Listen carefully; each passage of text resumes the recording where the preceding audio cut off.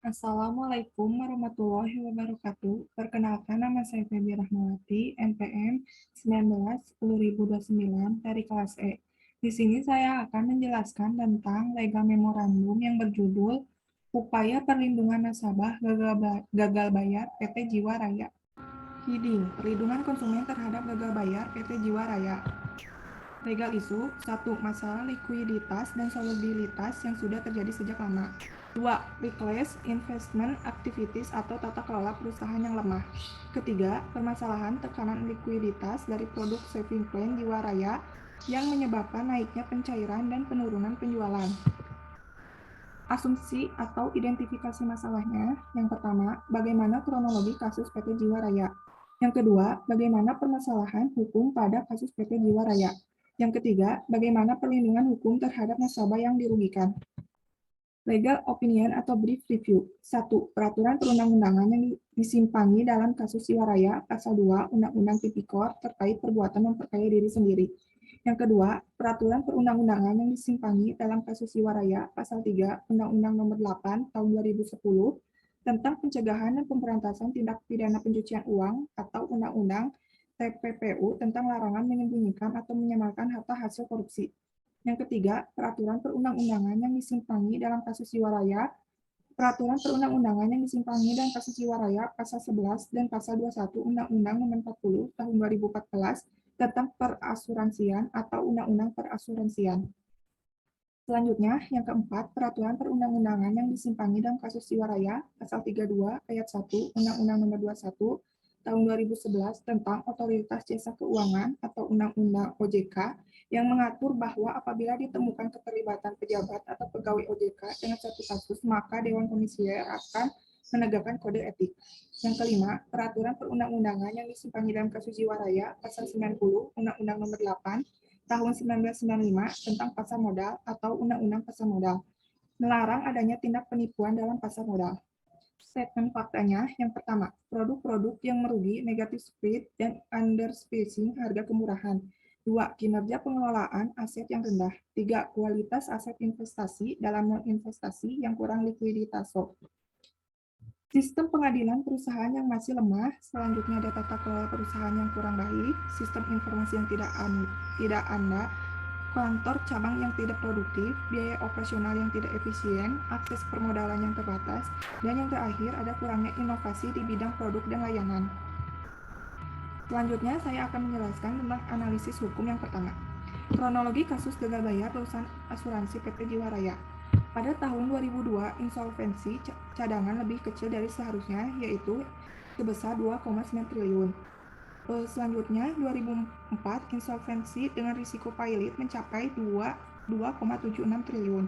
2006, ekuitas perusahaan negatif sebesar 3,29 triliun dan aset yang dimiliki jauh lebih kecil dibandingkan kewajiban. BPK memberikan opini disclaimer. 2008, defisit perusahaan sebesar 5,7 triliun, kemudian Jiwaraya menerbitkan reksadana penyertaan terbatas dan reasuransi, penyelamatan jangka pendek untuk menghilangkan kerugian di laporan keuangan. 2009, defisit perusahaan sebesar 6,3 triliun, dan selanjutnya skema reasuransi. 2010, perusahaan melanjutkan skema reasuransi. 2011, perusahaan melanjutkan skema reasuransi dan surplus sebesar 1,3 triliun. 2020, Kejaksaan Agung meminta BPK memulai audit investigasi Jiwaraya dan OJK. Selanjutnya, klaim nasabah yang akan jatuh tempo hingga akhir tahun 2020 mencapai 16,1 triliun. Indikasi kerugian negara sebesar 13,7 triliun akibat gagal bayar polis. Selanjutnya, analisis hukum yang kedua. Pelanggaran terhadap Pasal 11 dan Pasal 21 Ayat 3 Undang-Undang Nomor 40 Tahun 2014 tentang Perasuransian. Apabila dilihat dalam aspek hukum perasuransian, kasus ini telah melakukan pelanggaran terhadap Pasal 11 dan Pasal 21 Ayat 3 Undang-Undang Nomor 40 Tahun 2014 tentang perasuransian pun telah dilakukan. Pernyataan ini didasari sebab timbul pertanggungjawaban hukum yang harus dijalani. Padahal pasal-pasal tersebut merupakan salah satu dari sekian pedoman yang sebenarnya harus ditaati dalam pelaksanaan kehidupan sehari-hari bagi PT Asuransi Jiwaraya Persero. Di dalam pasal 11 Undang-Undang Nomor 40 Tahun 2014 tentang perasuransian dikatakan bahwanya perusahaan perasuransian wajib menerapkan tata kelola perusahaan yang sebaik bagaimana diatur dalam peraturan otoritas jasa keuangan. Pasal 3 Ayat 1 Undang-Undang Nomor 40 Tahun 2007 tentang perseroan terbatas. Otoritas Jasa Keuangan atau OJK menyebutkan pemegang saham sebagai pihak yang bertanggung jawab atas gagal pembayaran uang pertanggungan kepada para nasabah, maka apabila pernyataan ini ditinjau dalam pasal 3 ayat 1 Undang-Undang Nomor 40 Tahun 2007 tentang perseroan terbatas, bahwasanya pemegang saham tidak bertanggung jawab sampai harta pribadi atas segala perikatan yang dibuat oleh perseroan maupun kerugian yang diderita oleh perseroan. Tanggung jawab pemegang saham hanyalah sebatas pada nilai nominal saham yang dimilikinya saja, sehingga tanggung jawab penuh dibebankan kepada badan hukum yaitu PT Asuransi Jiwaraya Persero. Selanjutnya, analisis hukum yang ketiga. Undang-Undang Nomor 8 Tahun 1999 tentang Perlindungan Konsumen. Undang-Undang Nomor 8 Tahun 1999 tentang Perlindungan Konsumen merupakan landasan hukum yang kuat bagi pemerintah serta lembaga swadaya masyarakat yang peduli akan konsumen Indonesia untuk melakukan upaya pemberdayaan konsumen melalui pembinaan dan pendidikan konsumen secara merata. Undang-Undang Perlindungan Konsumen ini juga lebih berlaku dalam proses jual beli properti. Untuk menghindari hal-hal yang tidak diinginkan, Anda dapat melakukan jual beli di situs yang terpercaya. Aspek hukum perlindungan konsumen berdasarkan pasal 5 huruf E Undang-Undang Nomor 8 Tahun 1995 tentang pasar modal. Pengawasan segala kegiatan yang berhubungan dengan penerbitan reksadana masuk ke dalam domain Badan Pengawas Pasar Modal (Bapepam). Sejak berlakunya Undang-Undang Nomor 21 Tahun 2011 tentang Otoritas Jasa Keuangan, fungsi pengawasan Bapepam digantikan oleh OJK. Pasal 1 ayat 1 Undang-Undang OJK memberikan kewenangan bagi OJK untuk melakukan pengaturan, pengawasan, pemeriksaan, dan penyidikan. Dalam kasus Jiwaraya, diketahui bahwa tidak ada satupun dari 13 manajer investasi yang ditetapkan sebagai tersangka oleh Kejaksaan Agung dinyatakan telah melakukan kesalahan dan lalai serta dijatuhi hukuman oleh Bapepam LK dan OJK sebelumnya.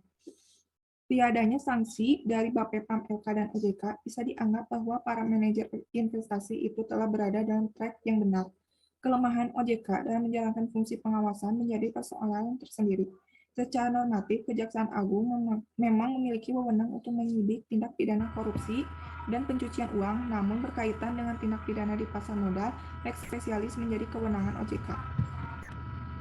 Kesimpulan dari materi yang saya bacakan adalah PT Asuransi Jiwaraya Persero adalah satu-satunya perusahaan yang merupakan badan usaha milik negara atau BUMN di Indonesia yang bergerak di bidang industri asuransi jiwa di bawah naungan Departemen Keuangan Republik Indonesia. Perusahaan ini berdiri dengan satu tujuan yang mulia, yaitu mendidik masyarakat merencanakan masa depan. Polemik Jiwaraya belum selesai sampai saat ini. Jiwaraya mengaku gagal bayar klaim polis hingga sebesar 12,4 triliun, sehingga nasib nasabah asuransi yang merupakan perusahaan badan usaha milik negara atau BUMN itu jadi tidak jelas. Permasalahan yang tengah dihadapi oleh PT Asuransi Jiwaraya tentu membutuhkan perhatian lebih terutama dari pemerintah. Dibutuhkan solusi yang tepat untuk menyelamatkan perusahaan asuransi ini dari kebangkrutan. Sejak terungkap Oktober 2018 lalu, jajaran penting PT Asuransi Jiwaraya dan pemerintahan yang dalam hal ini adalah Kementerian BUMN tidaklah tinggal diam. Mereka telah berupaya mengambil langkah strategis untuk menyelamatkan Jiwaraya. Rekomendasinya, Pasal 11 dan Pasal 21 Undang-Undang Nomor 40 Tahun 2014 tentang perasuransian. Pasal 11 mengatur tentang kewajiban tata kelola yang baik bagi perusahaan asuransi. Pasal 21 ayat 3 mengatur bahwa dalam menginvestasikan kekayaan nasabah, perusahaan asuransi wajib menerapkan prinsip-prinsip kehati-hatian. Upaya yang dilakukan untuk menyelamatkan Jiwaraya dari kebangkrutan yaitu sebagai berikut. Yang pertama, memperpanjang kontrak polis yang jatuh tempo. Tekanan likuiditas yang dialami Jiwaraya mengakibatkan perusahaan asuransi tersebut mengalami gagal bayar terhadap polis yang telah jatuh tempo. Upaya pertama yang dilakukan untuk menyelamatkan Jiwaraya dari kebangkrutan adalah dengan memperpanjang kontrak polis yang telah jatuh tempo atau rollover. Upaya rollover polis ini dinilai sebagai win-win solution bagi perusahaan maupun nasabah. Bagi nasabah yang bersedia melakukan rollover, akan diberikan pembayaran di muka atas bunga perpanjangan kontrak polis tersebut. Sementara, bagi nasabah yang tidak bersedia melakukan rollover, polis diberikan bunga pengembangan efektif sebesar 5,75 per tahun. Yang kedua, menerbitkan surat utang. Upaya kedua yang dilakukan untuk menyelamatkan Jiwaraya adalah menerbitkan surat utang. Tujuannya yaitu untuk meningkatkan investasi agar neraca keuangan perusahaan bisa kuat kembali dalam waktu lebih cepat. Surat utang yang diterbitkan Jiwaraya berbentuk MTN atau Medium Term Note atau surat utang jangka menengah senilai 500 miliar. Dengan surat utang tersebut, harapannya Jiwaraya dapat memperoleh dana yang baik, bisa digunakan untuk memperbanyak investasi agar neraca keuangan perusahaan semakin kuat. Yang terakhir, mendirikan anak perusahaan. Upaya lain yang dilakukan adalah dengan mendirikan anak perusahaan yang diberi nama PT Jiwaraya Putra. Tujuannya meningkatkan kinerja usaha perusahaan untuk memperbaiki likuiditas perusahaan. Strategi yang digunakan adalah menjual produk asuransi baru dan unit link. Berkenaan dengan hal itu, Jiwaraya menggandeng 4 BUMN besar untuk memasarkan produknya tersebut. Adapun BUMN yang terlibat antara lain BTN atau Bank Tabungan Negara, KAI, Kereta Api Indonesia, Telkomsel, dan Penggadaian. Cukup sekian yang bisa saya sampaikan. Mohon maaf bila ada kesalahan. Assalamualaikum warahmatullahi wabarakatuh.